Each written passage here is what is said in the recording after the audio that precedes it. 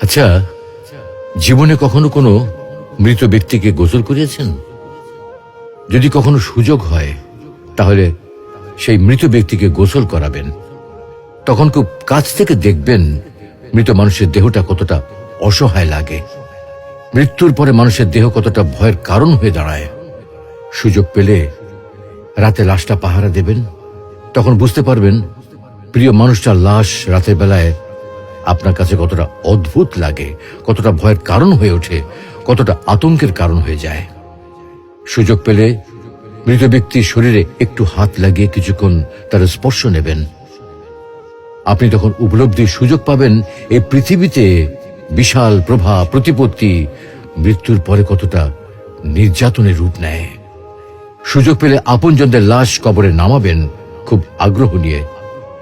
শেষবারের মতো মৃতদেহের মুখটি একবার দেখার চেষ্টা করবেন এবং বারবার উপলব্ধি করার চেষ্টা করবেন এই মৃতদের সাথে অনন্তকালের যাত্রার পথে এটাই আপনার জীবনের শেষ দেখা।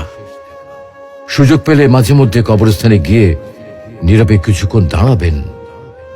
এরপর মনে মনে চিন্তা করবেন জীবনের লাভ ক্ষতির হিসাব। এই মৃত মানুষগুলো এই পৃথিবীতে কি করে গেছেন, কাদের রেখে গেছেন।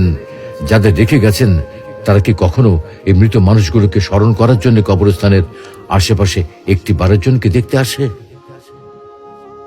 আমাদের জীবনটা বড় অদ্ভুত, বৈচিত্র্যময়। আমরা এর জন্যে, ওর জন্যে, ধন সম্পদের জন্যে, ঐশ্বর্যের জন্যে, বাড়ি গাড়ি টাকা পয়সার জন্যে কত না মায়া দেখাই, আগ্রহ দেখাই, আরো চাই আমাদের। অথচ এই জীবনে আমরা মৃত্যুর কথা না ভেবে, পরকালের জবাবদিহির কথা না ভেবে কিভাবে আরো সম্পদ অর্জন করতে পারি সেই চিন্তায় বিভোর থাকি। হায় রে জীবন, এখনো সময় আছে, ফিরে আসুন মহান রবের দিকে।